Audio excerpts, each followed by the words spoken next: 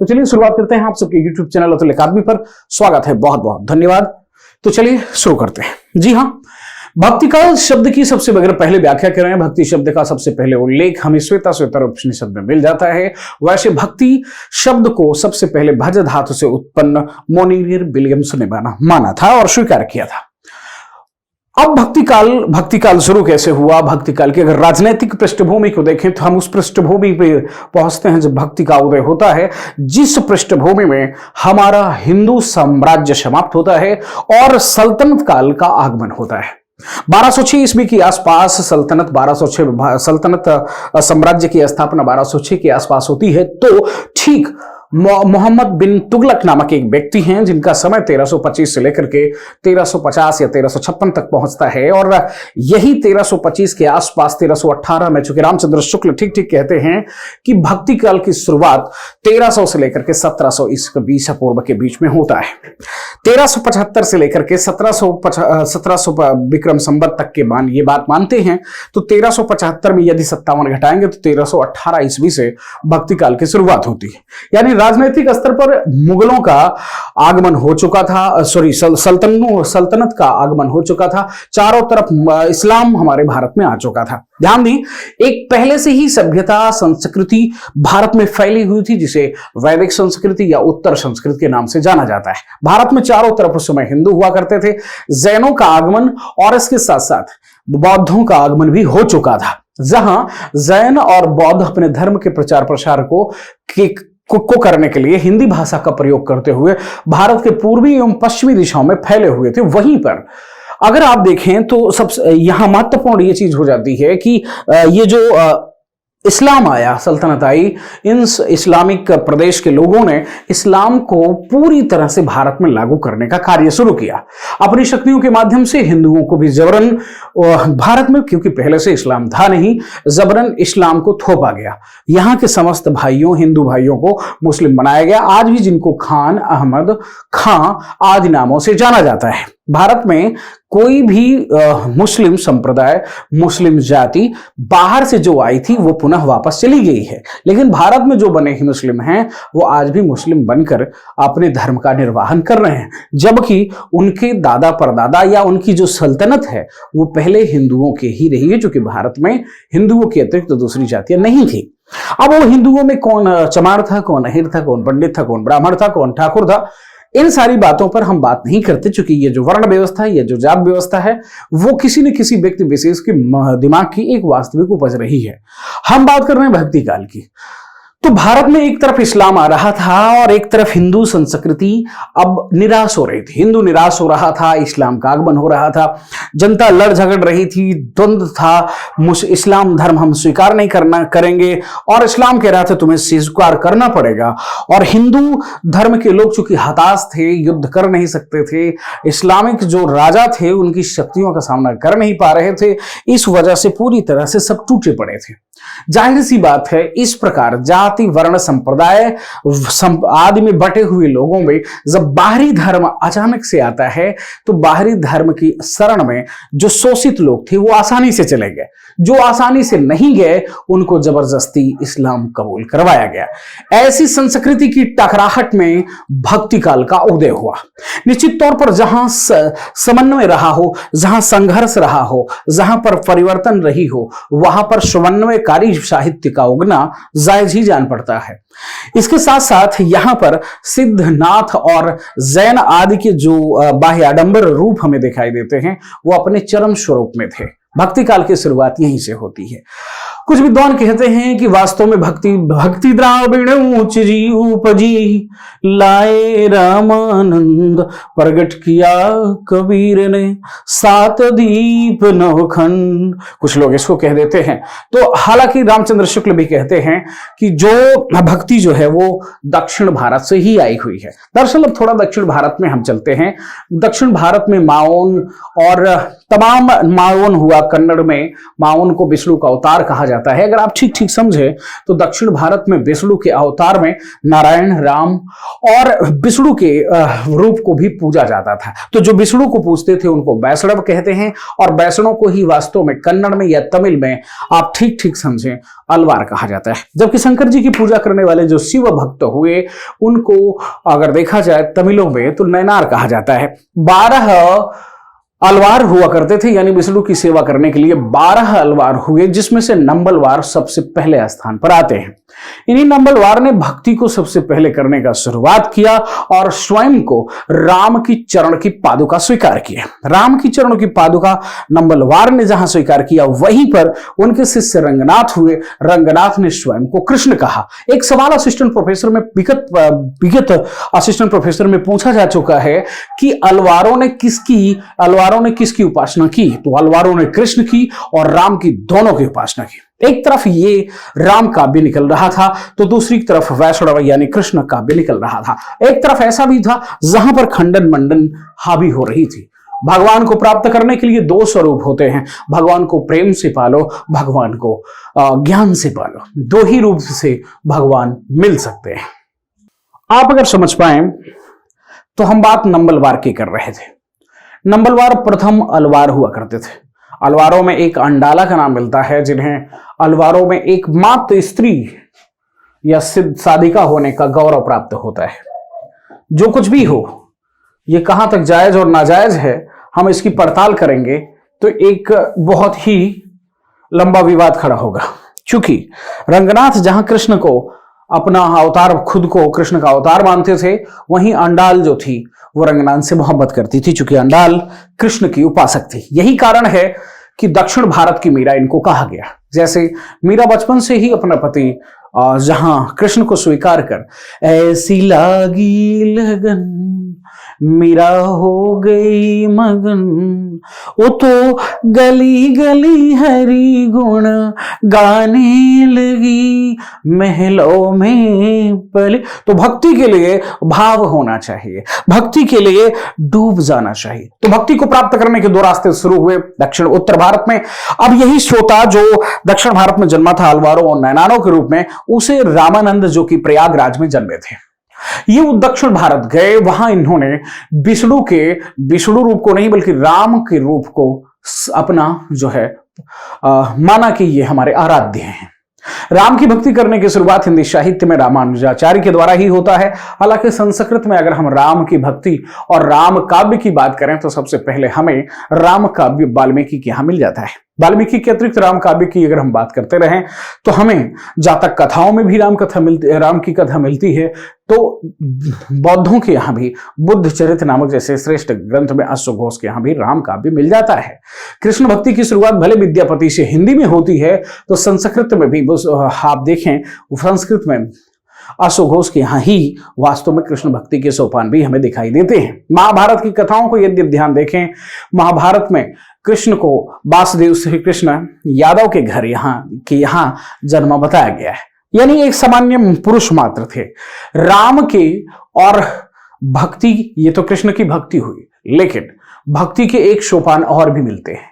भक्ति को बिना देखे निराकार, निर्विकार, अनंत और असीम परब्रह्म, जिसे नाम के स्मरण से याद किया जा सके, जिसे नाम के माध्यम से ही प्राप्त किया जा सकते। लेकिन जब नाम ही आधार हो भक्ति का, ऐसी भक्ति में मन कैसे लगे, ये सबसे बड़ा सवाल था। कबीर ने कहा कि राम को प्राप्त करने के लिए घट घट हैं तेरे राम रे सजनी, घट घट में राम व्याप्त हैं, उसको मंदिर मस्जिद में मत ढूंढ, वो घट घट में है, रग रग में है। तो भक्ति में एक निराकार भक्ति हुई। इस निराकार भक्ति में भगवान को प्राप्त करने के 2 मार्ग बताए गए। आचार्य रामचंद्र शुक्ल ने हिंदी साहित्य के इतिहास में ठीक ठीक लिखा है कि भक्ति के हमें 2 सोपान मिलते हैं, निर्गुण और सगुण। सगुण में जहां राम काव्य एवं कृष्ण काव्य 2 भागों में बांट दिया, निर्गुण को भी 2 भाग में बांट दिया, एक ज्ञान के आकार पर, एक प्रेम के आधार पर। और वास्तव में भक्ति किसे कहते हैं? ज्ञान एवं प्रेम से जुटी हुई श्रद्धा के उच्च सोपान को भक्ति कहते हैं। भक्ति बड़ी अन्यत्र होती है, भक्ति बड़ी अनन्य होती है। भक्ति का सोपान समझने के लिए भाव का बलवान होना बहुत आवश्यक है। राम के उस रूप को एक तरफ देखिए, बड़ा विडंबना है कि दशरथ सुत त्यों लोक बखाना, राम नाम को मरम न जाना। तो यहां कबीर कह देते हैं कि राम घट घट में व्याप्त है, उसको कोई ढूंढ ही नहीं रहा। बताते हैं कि दशरथ के पुत्र राम हैं, उस राम को मैं क्या जानूं, उस राम को मैंने तो कभी देखा ही नहीं, बस उसी को ढूंढ रहे हैं जिसको देखा नहीं, जिसको जाना नहीं, किसी ने लिख दिया उसे मान लिए। और जो राम हमारे घट घट में व्याप्त है उसको ढूंढ ही नहीं रहे, निराकार है। ऐसा नहीं कि राम है नहीं, राम है लेकिन तुम में है, जगत में है, जीव जीव में है, कण कण है। राम प्रभु हैं अविनाशी। राम तो ऐसे जो अविनाशी हैं, अनंत हैं, कण कण में व्याप्त हैं। तो राम दशरथ के पुत्र कैसे हो सकते हैं? यही तो बात है। मनुजत्व राम थे या प्रभुत्व राम थे, इसका सवाल यहीं से खड़ा हुआ। जहां पर अगर आप देखें तो रामचरितमानस में जहां राम को मनुजत्व और देवत्व का द्वंद्व दिखाई देता है, वहीं पर अगर आप और आगे बढ़ पड़े लौकिक साहित्य पर, लौकिक साहित्य दिखाता है कि तुलसी यहां लड़ रहे थे सामाजिक कल्याण और उसकी दीनहीनता पर। यद्यपि उन्होंने कहा दशरथ सुत त्यों लोक बखाना, राम नाम को मरम न जाना, तो लोगों को जगाया भी, घट घट राम व्याप्त हैं, पगले कहां जा रहे हो। और वहीं तुलसी ने कहा कि मंगल भवन य मंगल हारी, द्रवहुस दशरथ अजीर बिहारी, द्रवहुस दशरथ अजीर बिहारी, मंगल भवन य मंगल हारी। मंगल भवन अमंगल हारी, हे प्रभु मंगल के कर्ता और अमंगल को हर लेने वाले, मंगल को करने वाले, अमंगल को हर लेने वाले, मंगल भवन अमंगल हारी, द्रवहुस दशरथ अजीर बिहारी। सब पर दया करने वाले हे नाथों के नाथ, आप दशरथ के अजीर माने अंगना में, अजीर माने अंगना में उपस्थित हो, आए हुए हैं, आपके दर्शन को प्राप्त कर मैं धन्य हो गया। जहां तुलसी राम को प्रतीक मानकर भक्ति करने, राम के साक्षात स्वरूप को देखकर भक्ति करने का उपक्रम तैयार कर रहे थे, वहीं कबीर राम के उस रूप को मान रहे थे जिसमें नाम ना हो, जिसमें रूप ना हो, बल्कि अनंत हो, जिसका नाम ही मात्र आधार हो, ऐसे राम की कल्पना कर रहे थे। और इधर यहां जहां राम की भक्ति ज्ञान परक थी, नाम स्मरण पर थी, वही भक्ति प्रेम पर थी। इस संसार के माध्यम से उस संसार को प्राप्त करना, इस संसार के नायक और नायिका के माध्यम से आत्मा एवं परमात्मा की बात करना। बात हम सूफियों को कर रहे हैं, जहां सूफियों ने अपने भक्ति के आधार प्रेम माना, बोला अल्लाह को प्राप्त करना, परमात्मा को प्राप्त करना है तो प्रेम करो। अब एक सवाल खड़ा हुआ, क्या ज्ञान से भक्ति मिलेगी या सिर्फ प्रेम से भक्ति मिलेगी? तो मित्रों, ना ज्ञान से भक्ति प्राप्त होती है, ना प्रेम से भक्ति प्राप्त होती है। मान लो आपको जब किसी से प्रेम हो ही ना, तो उसके बारे में ज्ञान कहां से आएगा? तो पहले तो रुचि होना आवश्यक है, और अगर आपके पास ज्ञान है नहीं तो उसमें रुचि आएगी कहां से? यानी बिना ज्ञान के प्रेम नहीं, और बिना प्रेम के ज्ञान नहीं। प्रेम और ज्ञान एक दूसरे के पूरक है। तो निर्गुण भक्ति ज्ञान और प्रेम के संयोग से निकली है, ज्ञान और प्रेम के योग से निकली है। यानी सूफी यदि भक्ति के लिए आवश्यक हैं, तो कबीर का ज्ञान भी भक्ति के लिए आवश्यक है। रामचरितमानस से लेकर के कबीर की वाणियों से तक सूरदास के सूर सागर से लेकर जायसे के पद्मावत तक साहित्य उठाकर देखिए। हिंदू, मुस्लिम, सिख, ईसाई, इन सारी चीजों से हटकर काव्य का वह रूप गढ़ा गया है जिसमें ऊंच नीच, धर्म अधर्म, जाति प्रजाति, देश विदेश, भाई बहन, भाई भाई, भाई पिता, राक्षस मनुष्य, मनुष्य बंदर, जानवर और विभिन्न प्रकार के ऐसे समन्वय का स्वरूप स्थापित किया गया है जो वास्तव में उच्च कोटि का रहा है। जॉर्ज ग्रियर्सन जब हिंदी साहित्य के इस काल पर पहुंचते हैं जिसे 16वीं शताब्दी से 17वीं शताब्दी के मध्य कहा जाता है, जिसे मध्यकालीन कहा जाता है, इसी मध्यकालीन समय में जो साहित्य निर्मित हुआ, इसकी वजह पर उन्होंने कहा कि यह साहित्य हिंदी साहित्य का स्वर्ण युग था। क्योंकि इसमें सिर्फ और सिर्फ उपदेश नहीं थे, बल्कि इसमें उपदेश ही नहीं थे, बल्कि इस साहित्य में ज्ञान की सर्वोच्चतम पराकाष्ठा। क्योंकि आज तक हिंदी साहित्य में रामचरितमानस से बड़ा कोई ग्रंथ नहीं लिखा गया, और आपसे मैं कहने में बिल्कुल गुरेज नहीं करूंगा, स्मार्त बैठड़ो अगर रामचंद्र शुक्ल ने तुलसीदास को कहा तो ऐसे नहीं कहा था। और रामचंद्र शुक्ल ने ठीक लिखा है कि तुलसीदास अकेले ऐसे प्रबुद्ध श्रेष्ठ लेखक हैं जिन्होंने जो हिंदी को अकेले प्रौढ़ साहित्यिक भाषा कहने के लिए काफी है। शुक्ल की यह बात तथाकथित गलत नहीं है। और उधर खंडन मंडन कर बाह्याडंबर, तिलक, जनेऊ आदि का खूब खुलकर विरोध करने वाले जहां समाज सुधारक कबीर थे, तो प्रेम के माध्यम से इस सत्ता के द्वारा उस सत्ता को प्राप्त करने की प्रेरणा जायसी दे रहे थे। इसी संसार में स्वर्ग ढूंढने की कल्पना, जिसे आप कहते हैं राम राज्य की कल्पना, जहां तुलसी कर रहे थे, और इस संसार में रहकर रंगरेलियां और गोपिकाओं के साथ आनंद की भांग लड़ाने का कार्य सूरदास बिना आंखों के कर रहे थे। ऐसे पुरोधाओं के आगमन से ही साहित्य का चार चांद लगा। हम सब उसी पृष्ठभूमि को आज पढ़ने चल रहे हैं। 10-5 मिनट से मैं जब से बोल रहा हूं, 15-20 मिनट से जब से भी बोल रहा हूं, इसमें मैंने लगभग भक्ति काल के चारों सोपानों को छूने का कार्य किया है। अब मैं कदापि ये बताने नहीं जा रहा कि शुरुआत कैसे होगी, बल्कि पहले हम विद्वानों के कथन को लेते हैं कि विद्वानों ने भक्ति काल के संदर्भ में क्या क्या कहा। इतनी बातें समझ में आई कि नहीं, फटाक से लिखें।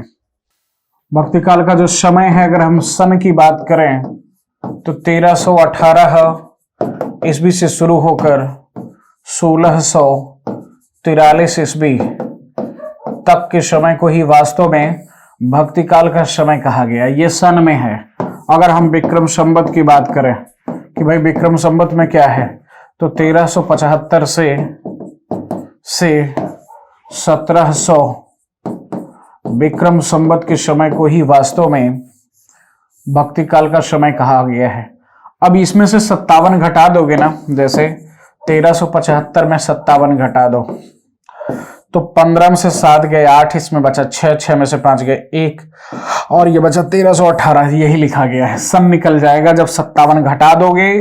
और अगर सन है तो आपको संवत याद करना, तो इसमें 57 जोड़ दो, इसमें जोड़ दो, इसमें घटा दो, इसमें घटाना है और इसमें जोड़ देना है, तो अपने आप आपको संवत और सन का पता चल जाएगा। बहुत बढ़िया, ये सारी चीजें आप जानते हुए चलेंगे।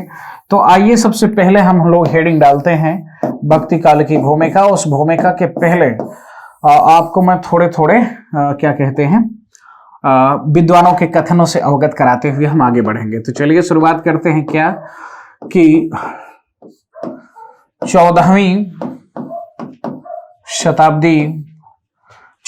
शताब्दी के मध्य से लेकर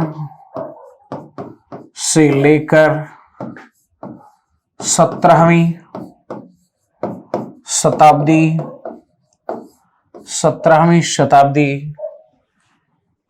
शताब्दी के मध्य तक, 14वीं शताब्दी के मध्य से लेकर के 17वीं शताब्दी के मध्य तक के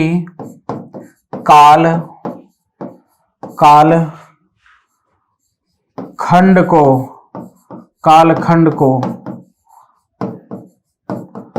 भक्ति काल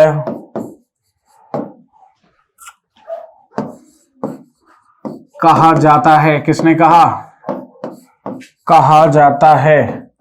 इन्वर्टेड कॉमा बंद हो गया। ये कथन किसका है? जी हां, हुकुम चंद्र राजपाल का। बिल्कुल सही सुन रहे हैं आप। हुकुम चंद्र राजपाल ने इस बात को कहा कि 14वीं शताब्दी के मध्य से लेकर 17वीं शताब्दी के मध्य के कालखंड को भक्ति काल कहा जाता है। ये बात इन्होंने कहा था। और भी सुने, डॉक्टर जॉर्ज ए ग्रियर्सन ने भक्ति आंदोलन को 15वीं सदी का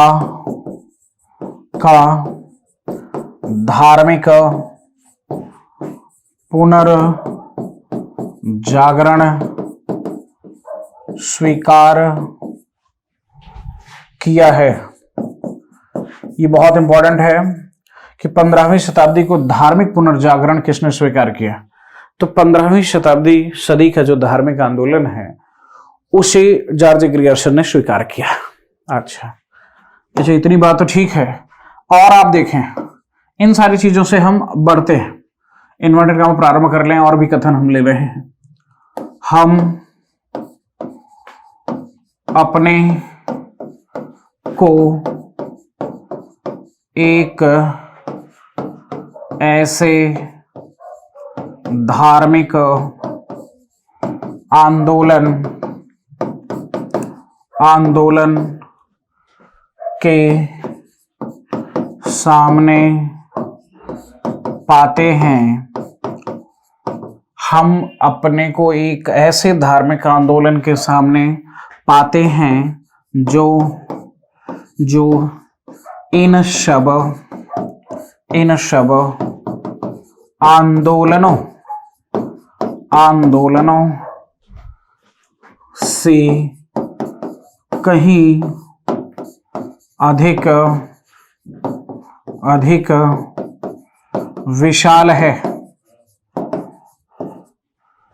जो इन सब आंदोलनों से कहीं अधिक विशाल है, जिन्हें भारत वर्ष ने कहीं देखा है,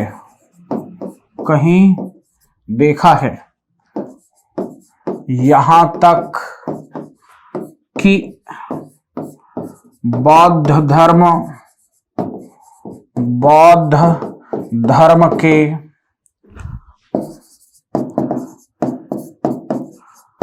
आंदोलन से भी विशाल है, क्योंकि इसका प्रभाव आज भी विद्यमान है। क्या है? विद्यमान है। इस युग में धर्म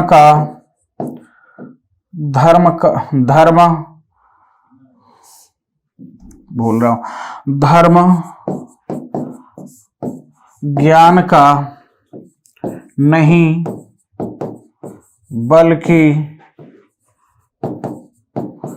भावावेश का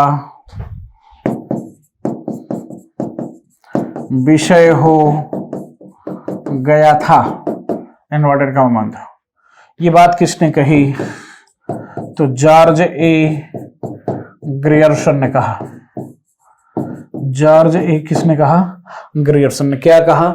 हम अपने को एक ऐसे भारत के संदर्भ में करा। कौन? George Grierson. हम अपने को एक ऐसे धार्मिक आंदोलन के सामने पाते हैं जो इन सब आंदोलनों से कहीं अधिक विशाल है, जिसे भारतवर्ष ने कहीं देखा है। भारतवर्ष ने तो देखा ही है। यहां तक कि बौद्ध धर्म के आंदोलन से भी विशाल है, क्योंकि इसका प्रभाव आज भी विद्यमान है। इस युग में धर्म ज्ञान का विषय नहीं, ज्ञान का नहीं, बल्कि भावावेश का विषय हो गया था। यानी ज्ञान जो धर्म था वो ज्ञान का विषय है ही नहीं और था ही नहीं, बल्कि किसका हो गया? भावावेश का हो गया। ऐसा कहा किसने? जॉर्ज ग्रिगर्सन ने इस बात को कहा था। आइए थोड़ा सा और आगे बढ़ते हैं। आचार्य रामचंद्र शुक्ल, आचार्य रामचंद्र शुक्ल ने साहित्य को जनता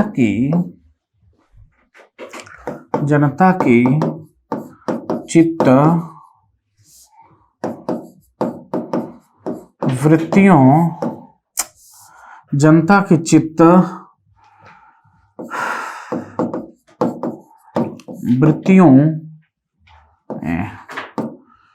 वृत्तियों का प्रतिबिंब मानते हुए भक्ति को जनता के प्रतिशोध से जोड़ा था।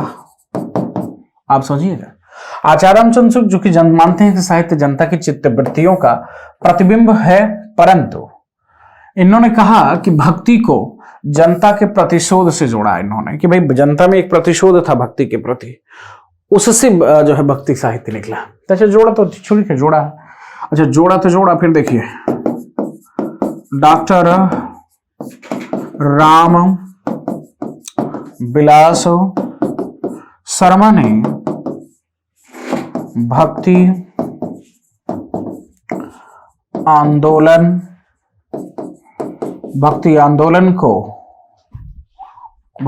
को जातीय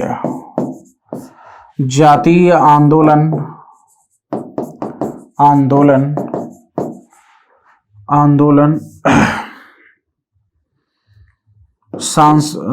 जातीय आंदोलन कहते हुए जातीय आंदोलन का सांस्कृतिक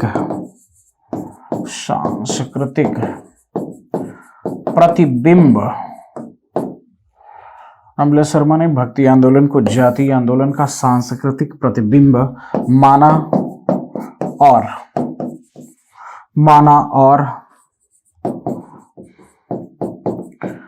आधुनिकता का शुआरंभ इसी से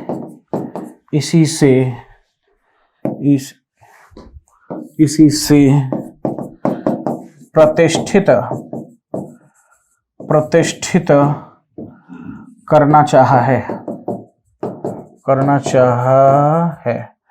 तो डॉक्टर रामविलास शर्मा ने कहा कि भक्ति आंदोलन जो है वो जातीय आंदोलन है और जातीय आंदोलन का सांस्कृतिक जो प्रतिबिंब माना है, और कहा है कि इसी सांस्कृतिक जो प्रतिबिंब निकल के सामने आया उसी से आधुनिकता का जो शुभारंभ हम मान सकते हैं। अब भारत जो है प्राचीनता को छोड़कर आधुनिकता की तरफ बढ़ रहा था, ऐसा डॉक्टर रामविलास शर्मा जी ने स्वीकार किया है। अब हम बात कर लें आचार्य हजारी प्रसाद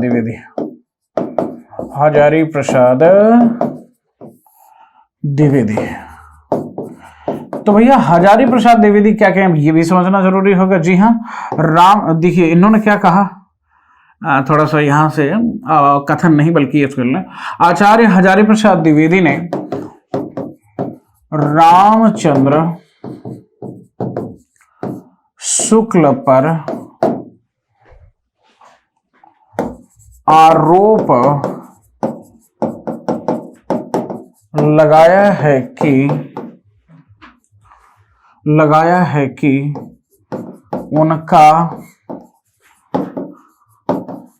अभिमत आम आदमी आम आदमी को यह सोचने का मौका देता है कि हिंदी साहित्य एक हत माने हारा हुआ और दर्प माने दुख हत दर्प हतप्रद होगा, हतप्रद पराजित जाति की संपत्ति है। रामचंद्र पर आरोप लगाया, कौन? हजारी ने। हजारी प्रसाद द्विवेदी ने कहा कि रामचंद्र शुक्ल पर इन्होंने आरोप लगाया कि उनका, यानी रामचंद्र शुक्ल का अभिमत आम आदमी को यह सोचने का मौका देता है कि आम आदमी ये सोचने लगेगा रामचंद्र शुक्ल को पढ़कर कि हिंदी साहित्य एक हदप्रद यानी हारा हुआ पराजित जाति की संपत्ति है। तो शुक्ला जी वास्तव में कटघरे में खड़ा कर दिया भाई, और हजारी प्रसाद द्विवेदी भी उसको स्पष्ट करने में बिल्कुल हिचक नहीं खाए। चलिए थोड़ा सा और आगे बढ़ लेते हैं। डॉक्टर राधा कमल मुखर्जी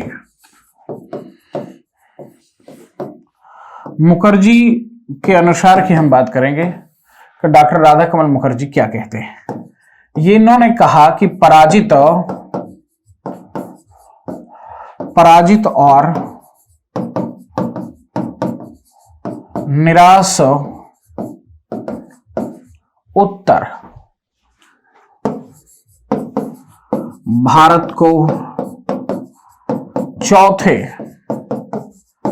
महान धर्म सुधार की प्रेरणा दक्षिण से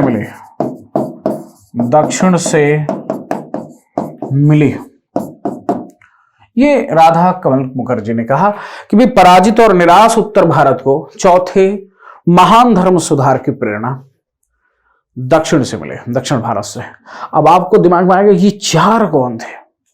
तो चौथा तो यही है, तीन कौन थे? तो सुने, पहला धार्मिक आंदोलन, अगर आप इसको बौद्ध कहें तो ठीक है, दूसरे को जैन कहें तो और ठीक है, और तीसरे को इस्लाम कह सकते हैं, और इस चौथा के इस्लाम कह सकते हैं। इस्लाम चूंकि तो आ ही रहा था, है ना।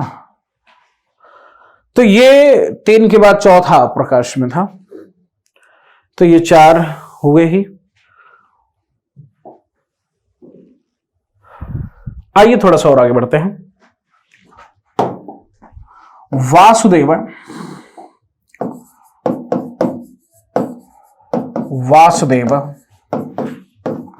शरण अग्रवाल, अब इनके अनुसार हम देखते हैं इन्होंने क्या कहा। इन्होंने कहा कपिल बैसड़ों में सभी समाज की अनोखी भावना की सूफी, बैसड़ों में सभी समाज की अनोखी भावना भी, बैसड़ों में सभी समाज की अनोखी भावना भी सूफी का परिणाम थी। अब ये बैसड़ों में समाज की जो अनोखी भावना क्या है? आत्मा द्वारा परमात्मा का साक्षात्कार, चमत्कारिक साहित्य, रहस्यवादी साहित्य की जो भावना है, कह रहे हैं सूफियों से लिया, यानी समस्त हिंदी साहित्य सूफियों का ऋणी है रहस्यवाद की वजह से। ये बात इन्होंने कहा वासुदेव शरण अग्रवाल ने। तो ये बातें होती रही। तो अब अगर देखें आप, अलग अलग इनके राय होते, इनके मत होते। हम लोगों ने इतना पढ़ लिया है। अब इसके आगे कुछ बढ़ूं, आराध्य के प्रति क्या भाव थे, भक्ति काल के आगे कुछ बढ़ा सकूं, थोड़ा सा यहीं पे विराम देता हूं। थोड़ा सा भक्ति काल हम लोगों ने समझ लिया है और कल हम सरपट भागते हुए नोट्स बनाते हुए आगे चलेंगे।